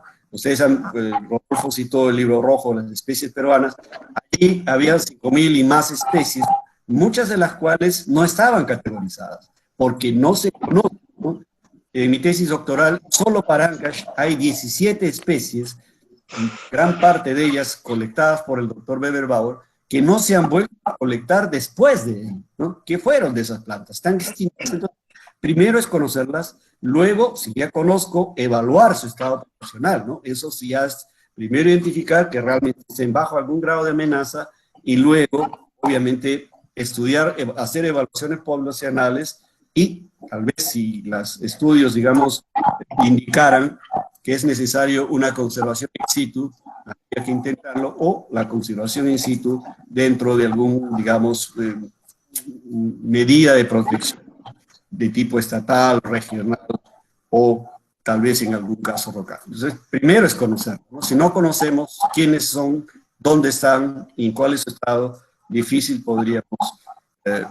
¿no? Es decir, las unidades de conservación han sido creadas, pero no siempre en base, digamos, a proteger algún ecosistema en particular, ¿no? A veces muchas de las digamos, áreas naturales tienen carácter paisajístico. Ah, este es bonito, hay que protegerlo, pero no sé qué es lo que hay adentro, ¿no? Entonces, y a veces contradictoriamente es más difícil estudiar dentro de áreas protegidas por el Estado que por ellos, porque, ¿no?, la legislación se pone, no puedo exportar material, digamos, para estudio molecular solo para filogenia si no es, si es colectado dentro de un parque, ¿no? Con el doctor Fabián Michelangeli nos hemos pasado más de un año obligándolo a él a firmar un contrato de acceso a recursos genéticos, un proceso recontra burocrático, para que él pueda llevar esos pedazos de hoja y hacer la filogenia de las miconas. Entonces, a veces hay que vencer más que las condiciones de investigación, las condiciones burocráticas, ¿no? Desde el momento en que se entienda que el que quiere estudiar en un área reservada debería tener algún especial, no más bien ponerle problema, ¿no? Entonces, para mí, es que hay que conocer primero, si no sabemos qué estamos buscando o qué vamos a proteger, difícilmente conseguimos proteger, ¿no? Gracias. La misma pregunta para Rodolfo Vázquez, ¿no? Sí, Tenemos, completamente de acuerdo con el doctor Cano, porque, pues, si uno no conoce, no sabe qué conserva, no sabe qué va a hacer. Entonces, completamente de acuerdo. Yo creo que, pues, lo único que yo podría agregar allí es que si estas áreas, digamos, si estas especies, después de los estudios poblacionales que se hagan de las especies que están en peligro de extinción, encontrar, digamos, una manera legal, digamos, eh, pues a veces es que sí se lo puede cumplir, porque es otra cosa. Uno puede declarar en un área de conservación regional o lo que sea, pero si no se lo cumple, igualmente ¿cómo se llama? Las especies se van a perder. Eh, yo creo que después lo que sí se puede hacer, si están fuera de áreas protegidas y si no se logra tener digamos, un sistema de protección, por lo menos aplicar la ley de la manera más, pues, digamos, ruda que se pueda para que no siga deforestando. Yo creo que en las áreas, digamos, de bosque nublado, la deforestación es terrible y al final hay muchas especies que están perdiendo. En la sierra tenemos la muy mala costumbre de quemar y no sabemos cuántas especies se pierden. Entonces, castigar, digamos, no sé si la palabra se llama castigar, o tampoco no se puede decir ni prohibir, sino que trabajar con la gente, tratar, hacerles de entender que la necesidad de conservar estas áreas, estas partes donde están, esas partes de nuestro territorio donde están estas especies, porque si no, de otra manera no hay. La conservación, incito, podría ser, digamos, el mejor recurso. La éxito, yo no sé si podría resultar, digamos, porque tal vez ya sería como un pretexto, ¿no? Ah, bueno, ya lo llevaron a conservar en otro lado, ya podemos deforestarlo. Entonces, eso no sé si es un pretexto, podría ser un pretexto, pero eso sería todo lo que yo podría decir. La naturaleza es sabia, se va a recuperar si lo dejamos ahí sin seguir talando. Rodolfo, Sí, mm, ¿por qué los árboles son visibles a nuestros ojos? Eh, se- Seguramente que cuando has hecho tus recorridos por las diferentes partes de Perú se nota que la fragmentación del bosque es severa, ¿no? sí. En las diferentes partes del Perú. ¿Y por qué existe esa invisibilidad a nuestros Sí. ojos de los bosques, ¿no? Sí, la invisibilidad en realidad existe para los que no quieren ver, porque si alguien, por ejemplo, digamos, los árboles se notan más que cualquier otro en realidad. Eso de decir invisibles, pues es algo, solamente es por agregar algo que, o sea, que no queremos verlo, ¿no? Pero los árboles Exacto. realmente, a ver, a alguien, a un deforessador ahí que se ha empedernido, a ver, mándele a caminar por una carretera o un camino sin ningún árbol, a ver si no va a sentir, si no vas a decir que los árboles son invisibles. Y Y lo que pasa es que nuestras leyes son demasiado suaves, son muy benévolas. Y la gente, y nadie tiene un respeto, digamos, por lo que se llama la clasificación del uso de los bosques.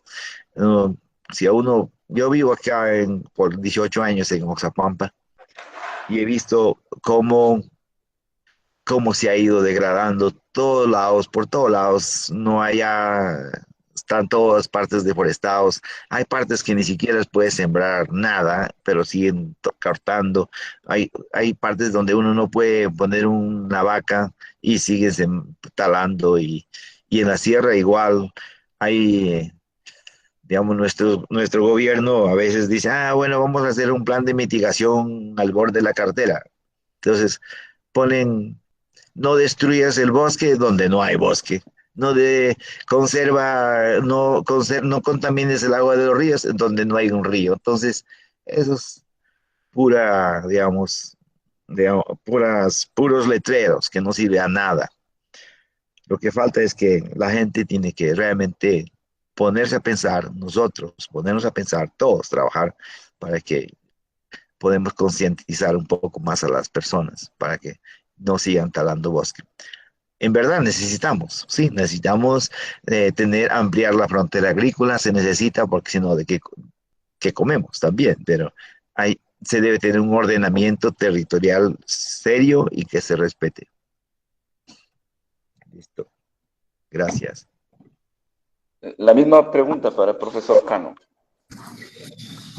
Bueno, podríamos comenzar diciendo un refrán, ¿no? No hay peor ciego que el que no quiere ver, ¿no?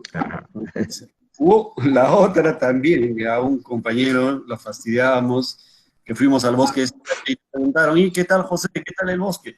Ah, no lo vi porque el árbol se tapaba, ¿no? Entonces, creo que hay un dicho, ¿no? Es decir, que a veces no ven el bosque por el árbol, al revés.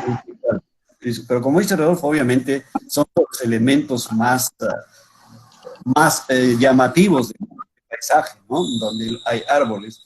Y obviamente también pues el apetito por la madera, ¿no? Si hablas con un cajamarquino, ven un palo, qué rico palo, ¿no? De que los murciantes se hacen, ¿no? Entonces, obviamente, ya sea para madera, para casa, es un elemento, digamos, muy preciado. Por eso probablemente es el interés, ¿no?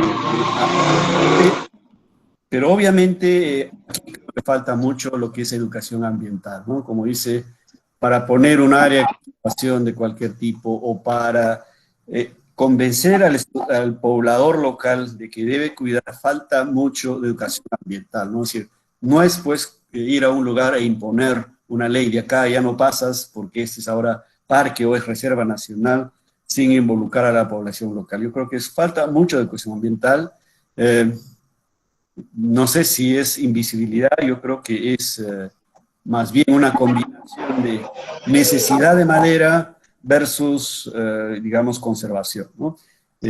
Una de las cosas que vemos en nuestros Andes, especialmente en Callejón de Huaylas, es que la vegetación natural siendo reemplazada por eucaliptos, por pinos y otros productos, que es otro también que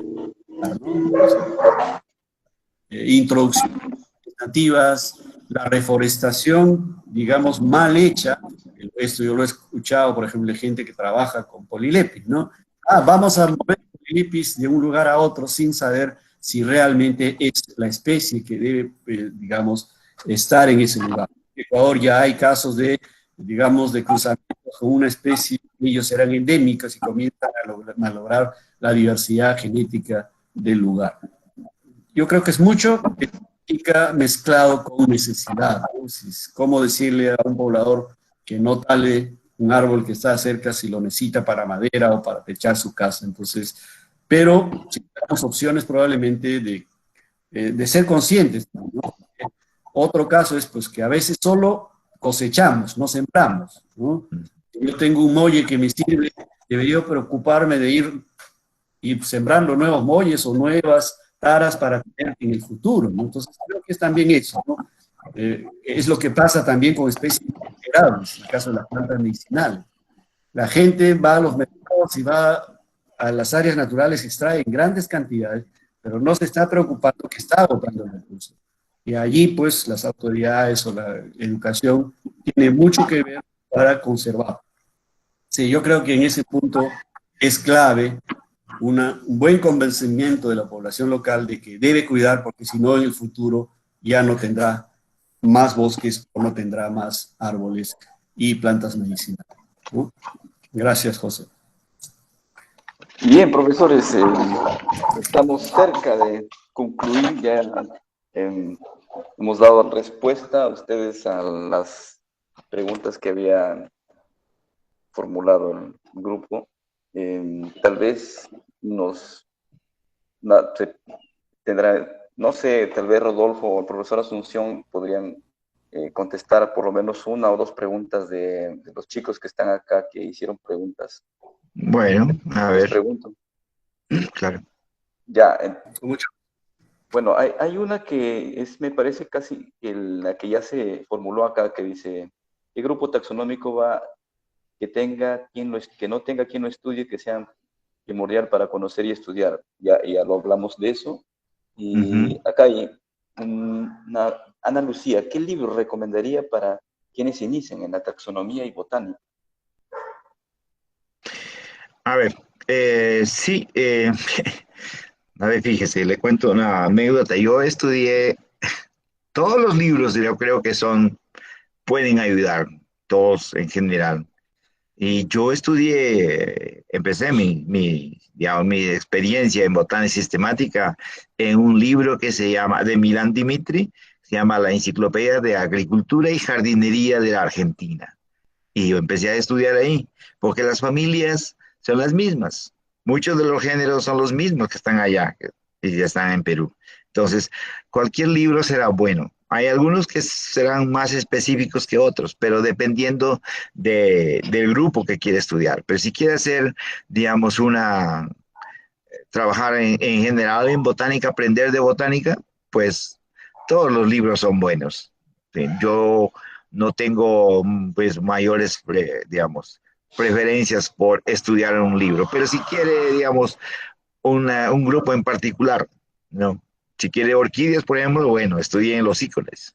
Si quiere estudiar poáceas, hay los libros del doctor Tobar. ¿Sí? Entonces, si quiere estudiar fitogeografía, bueno, están los libros del doctor Asunción. Entonces, dependiendo qué campo quiere, me parece a mí.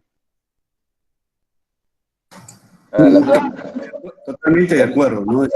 Yo le recomendaría a cualquier estudiante que agarre su libro de Strasburger o de Gola, ¿no? Los tradicionales libros de botánica. Es decir, como profesor universitario ya de tantísimos años, es cualquier libro serio sobre morfología, ecología, es útil, ¿no? Si no me formé bien, es difícil recomendarle ya, pues léete algún libro de sistemática si no tienes cualquier libro de botánica, repito, nosotros estudiamos con Strasburger, botánica de Gola. Cuando entramos a la universidad ya estaban los libros del doctor Ferreira sobre monocotiledonias, dicotiledonias, ¿no?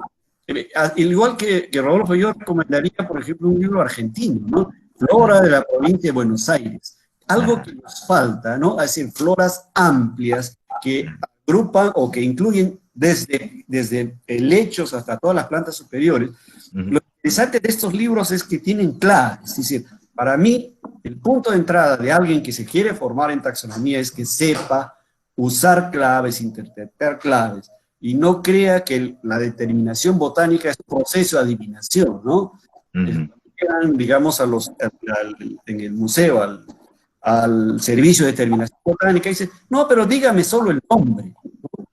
Como si el nombre uno lo adivinara. El nombre es un proceso, el nombre se aprende o se llega después de un proceso de estudio. Entonces, lo que hay que entender es eso, ¿no? Que hay que aprender a usar herramientas. Buena descripción, buena ilustración, Rodolfo es maestro en eso. Aprender a usar claves, ¿no?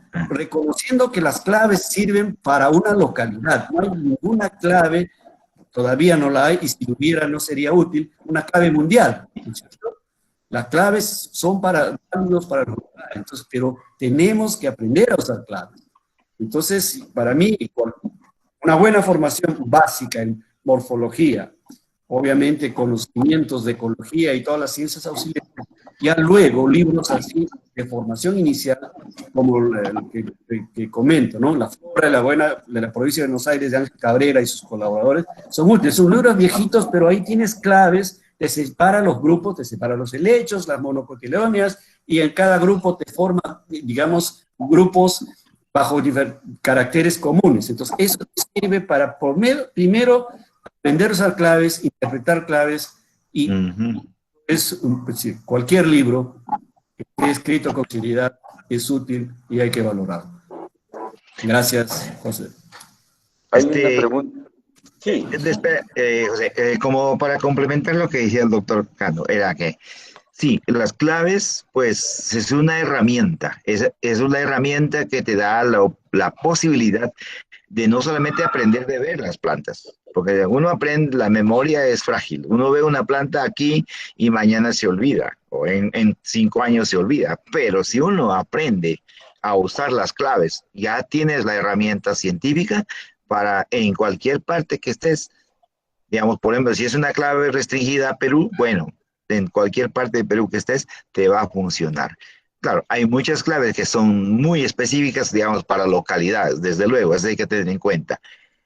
Y otra cosa también que sería bueno también insertar en esta parte, la buena interpretación de una clave, mucho depende también de cuán bueno es una persona para construir las claves. O sea, una persona aprende a usar claves construyéndolas. Hagan ejemplos, por ejemplo, en la docencia, yo no sé si lo hacen, pero yo no tuve la suerte, digamos, de tener maestros que me enseñaran a, a construir las claves. Construir claves, eso, una vez que uno sabe construir claves, manejarlas era sumamente sencillo. Gracias. Bien, tenemos otra pregunta de David Canelo o Camelo. ¿Cómo está el conocimiento en el Perú acerca de los helechos? Profesor Cano. Sí, doctor Bueno, Cano. tenemos la suerte de por lo menos tener una especialista que ya toda su trayectoria lo ha dedicado, que es la doctora Blanca León, ¿no? Que es la especialista, podemos decir, nacional en helechos, la que más conoce, con mayor énfasis en coriáceas. Siempre los helechos son un grupo interesante, no hay mucha gente que se interesa, pero que el interés a veces se desvanece. Yo creo que hay un buen nivel de avance, ya el número de especies conocidas para el Perú se ha incrementado notablemente, pero allí también, ¿no? Allí, así como en las plantas superiores, en los helechos es mucho, ¿no? A veces agarran a un fronde y le llevan, no sirve, tiene que tener el rizoma, ¿no? No se colecta el rizoma o no se anotan de las escamas. Imagínense, a ese nivel estamos. Yo creo que es un grupo que aún debe dar mucho más de diversidad, pero digo, hay una sola persona, digamos, dedicada casi tiempo completo a eso y con estudios que han sido, digamos, más esporádicos como tesis, pero que, como decía Rodolfo, en alguna parte no siempre se continúa porque la gente hace la tesis y tiene que trabajar prácticamente en lo que sea, ¿no? Allí también yo creo que para no desanimar, más bien para estimular a los jóvenes, podríamos decir que actualmente estamos en una posición, o ustedes están en una posición mejor que hace 10 o 15 años, ¿no? De hace 10 o 15 años, cuando uno decía en casa, voy a ser biólogo, te preguntaban de qué vas a vivir, ¿no es cierto?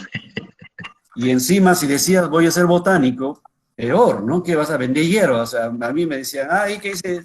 O el botario o el jardinero, ¿no? Entonces, pero en las actuales circunstancias, o el molientero, dice acá. Pero en las actuales circunstancias, y yo creo que el escenario ha cambiado, ¿no? En las épocas de los grandes proyectos, por ejemplo, de infraestructura o minería, los botánicos y los zoólogos comenzaron a ser muy requeridos para estudios de impacto ambiental y línea de base, que aún continúa, ¿no? Que ha bajado bastante, pero hay. Entonces, en términos laborales, creo que hay mayor demanda. Entonces, no se desanimen, la cosa es, primero, seguir, como se dice, la vocación, perseverar en la vocación, que las digamos, oportunidades laborales van a presentarse. Probablemente lo que nos falta mucho es, como siempre se ha dicho, centros de investigación, ¿no? Solo algunas universidades hacen investigación en botánica o en ciencias forestales y pues ojalá que hubieran en muchos lugares centros como el IAP, ¿no? Centros en diferentes regiones del país dedicados a investigación en flora o en sus recursos vegetales. Creo que por allí pasa un poco de nuestras deficiencias, ¿no? Son pocos la gente que la academia, solo la academia está un poco interesada y no todos en la academia hacen obviamente botánica, ¿no? Entonces, eso sería un comentario que quería adicionar. Gracias. ¿Hay algún comentario, Rodolfo, sobre el No, hecho? para nada, sí, conozco bien el trabajo de la doctora Blanca León y creo que es el mayor y mejor referente que tenemos a los trabajos que se hacen en el hecho en nuestro país. Y sí, hay, no solamente en el hecho, pero en todos los otros campos hay mucho para hacer. ¿Está avanzado los estudios en el hecho? Sí, pero falta. Gracias. Bien, una pregunta para Rodolfo. ¿Qué consideraciones se debe tener antes de iniciar el estudio de flora de una localidad, distrito, provincia o región? Bien, primero tendríamos que ver una cosa importante cuando uno empieza, bueno, formula su proyecto, consigue su dinero, sí, de acuerdo, pero una de las primeras cosas que lo tiene bien bonito hecho, tiene que pensar en una autorización de investigación. Sí, eso es sumamente importante, ya sea dentro o fuera de áreas protegidas, la investigación está regularizada, tanto por el CERFOR o por el CERNAM. Entonces, si nuestro distrito o nuestra provincia que queremos estudiar, que queremos hacer la flora, y ya tenemos el dinero, para mí, el dinero, las fuentes financieras, es tal vez las ganas, todos tenemos ganas para hacer el trabajo, pero los fondos son sumamente importantes. Pero si ya tenemos eso, los pensemos en los permisos de investigación. Luego de los permisos de investigación, tenemos que pensar en la organización también, o la institución o universidad o lo que sea nuestro respaldo científico. Sí, porque, por ejemplo, si uno no tiene respaldo científico de un museo, de un herbario, ¿qué va a hacer con sus plantas? ¿A dónde los va a llevar? ¿Sí? Entonces, ¿dónde va a depositar ese material biológico? Entonces, ya, y la experiencia en la colección uno lo va adquiriendo, la experiencia en la redacción, digamos, en la descripción, lo va adquiriendo, con un poco de experiencia está todo. Pero fondos, permisos y el respaldo científico para mí es sumamente importante. Gracias.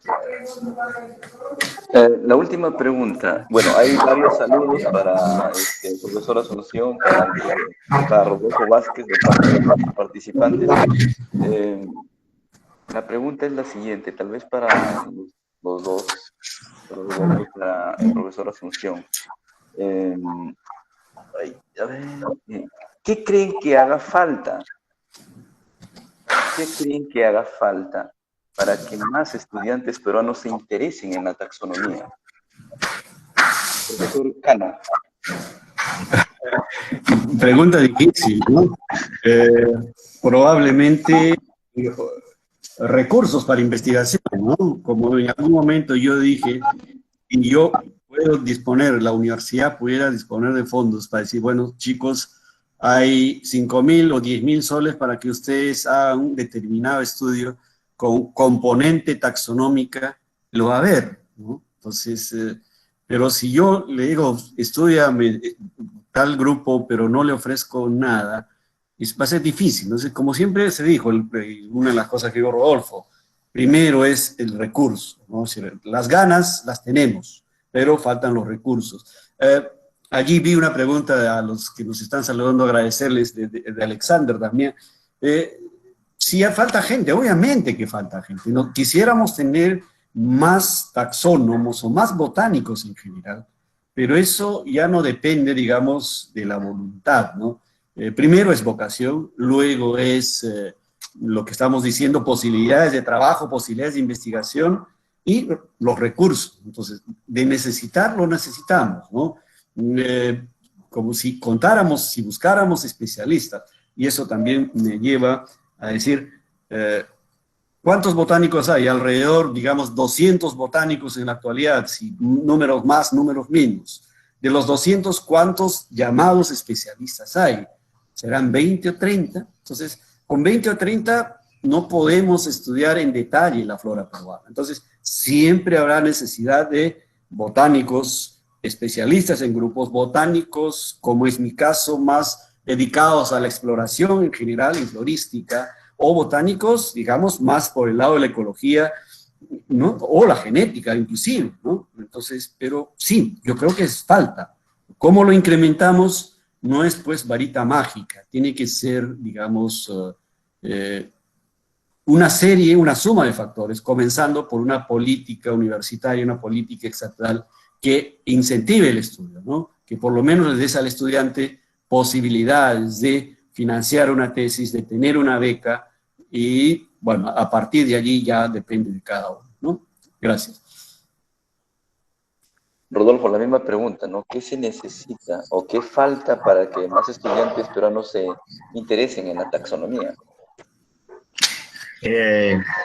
Bueno, pues yo no soy profesor, pero igual tengo la misma, o sea, no tengo estudiantes formalmente, ¿no? Entonces, pero sí, de vez en cuando hemos tenido también estudiantes que llegan a nosotros buscando temas de tesis o que si quieren trabajar en tal o cual grupo. Y ahí regresamos al mismo punto. La gente hay, hay gente interesada. Nosotros cada año ofrecemos estos cursos, ofrecemos 10 o 12 becas y se presentan 60, 70 chicos, ¿ves? Sí, el año pasado, por ejemplo, eso fue algo, no el año pasado, el anteaño pasado, fue algo inusual para nosotros. Solo de la agraria teníamos 22 estudiantes buscando que teníamos solamente una plaza para la agraria. Entonces, imagínense, hay 22 posibles estudiantes que quieren hacer ciencia, porque es en botánica o geología. Y, y la oportunidad es una para ellos. Y de los 70 aplicaciones que recibimos, las oportunidades son para 10. Entonces, ¿qué falta? Fondos. Si yo pudiera ofrecer los cursos, nuestros cursos que tenemos son cada 2 meses. Si pudiéramos ofrecer cursos todo el año, 2 meses, podríamos ayudar a toda esa gente a decidirse qué hacer, ¿no? Entonces, yo sé que hay muchos estudiantes interesados en botánica, hay muchos, solo que no hay la oportunidad, no hay los fondos. Eso a mí, digamos, me duele un poco no poder ofrecer más, pero yo no creo que, digamos, que debemos hacer más para tener más estudiantes en botánica o más personas interesadas en botánica. Nosotros hemos tenido, como tú sabes, José Luis, hemos tenido muchas personas que siguen en botánica, siguen interesados en botánica. Igual, yo sé que también el doctor Asunción Cano tiene varios estudiantes y muchos, digamos, que son muy buenos, que quieren seguir en botánica, pero a veces la oportunidad no se da.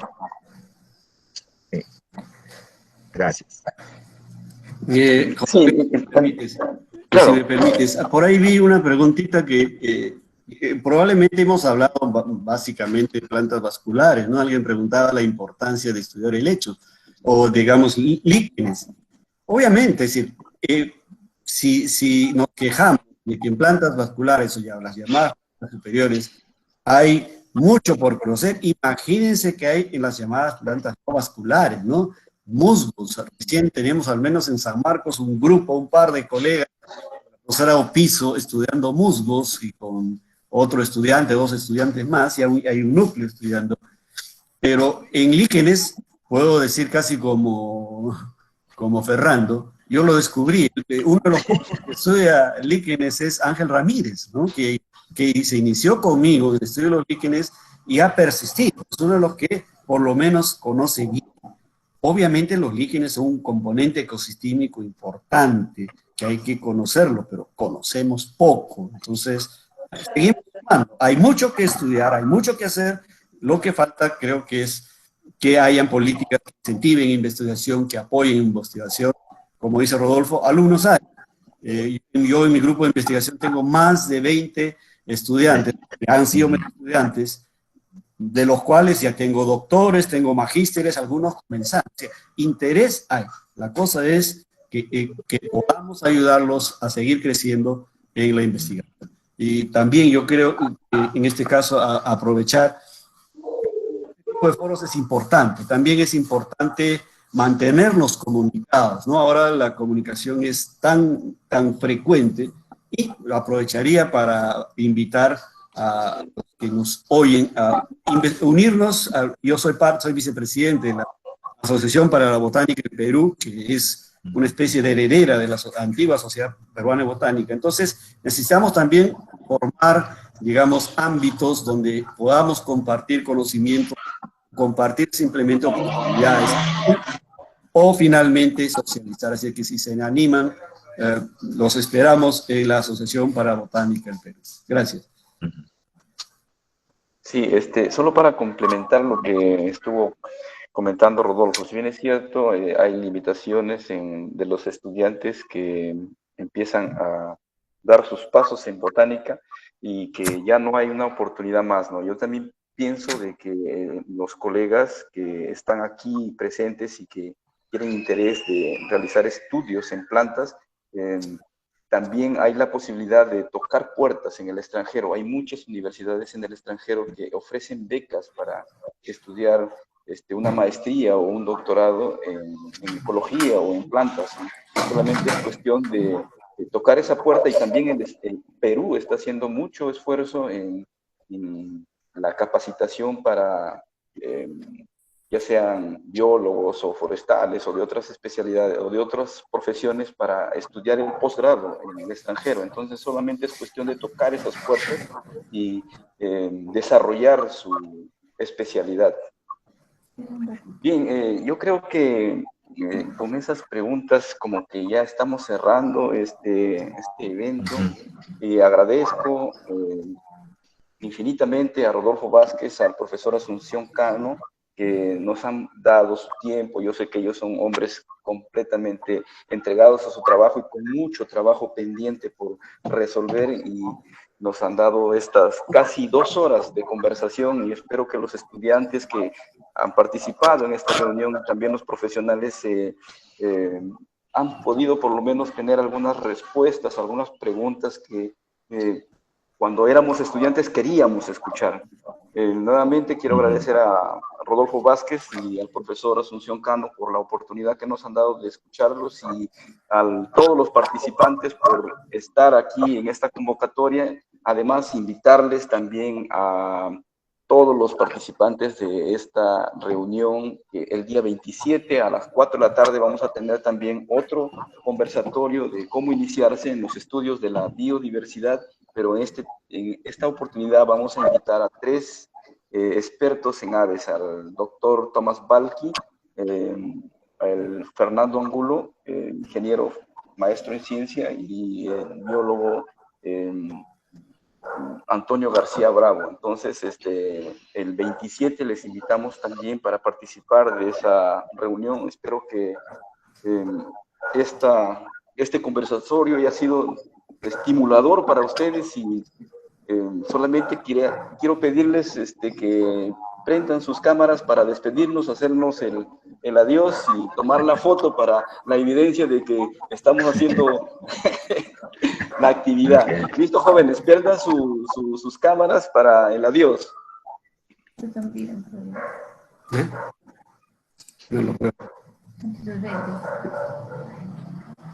Listo, jóvenes, ahí va la foto. Ahí va la foto. Chao, chao, chao, chao. Chao, gracias. Chao, hasta otra oportunidad. Cuídense. Listo. Hasta luego, doctores, cuídense. Gracias. Rodolfo. Gracias a ustedes, profesores. Gracias. Gracias. Gracias. Hasta luego. Un placer. Un Hasta placer. luego, profe. Gracias. Hasta luego, Asunción. Nos vemos otro Chao, día. saludos a Chao. Rocío. Chao. Ya, gracias. igualmente a Isabel también. Hasta luego. Ok, te está escuchando, ok. Chao, nos Sí, vemos. ok. Está. Gracias. Saludos y feliz Navidad, profesora Isabel. Bien, Rocío, cariño. Profesor Ya, Rodolfo, gracias, discúlpeme una pregunta. Claro. ¿Cómo busco su trabajo como ilustrador? Realmente es un campo apasionante y pues así también se inician muchos botánicos y se aprenden muchos caracteres. Obvio, sí. Hay un libro que se llama Woody Plants de Al Gentry. Y ahí Gentry. dice donde hice la mayor cantidad de dibujos. Ok, Ajá. Adiós. gracias. Gracias, profe. Gracias por nada, sí. Un placer. Cuídense todos. Hasta luego.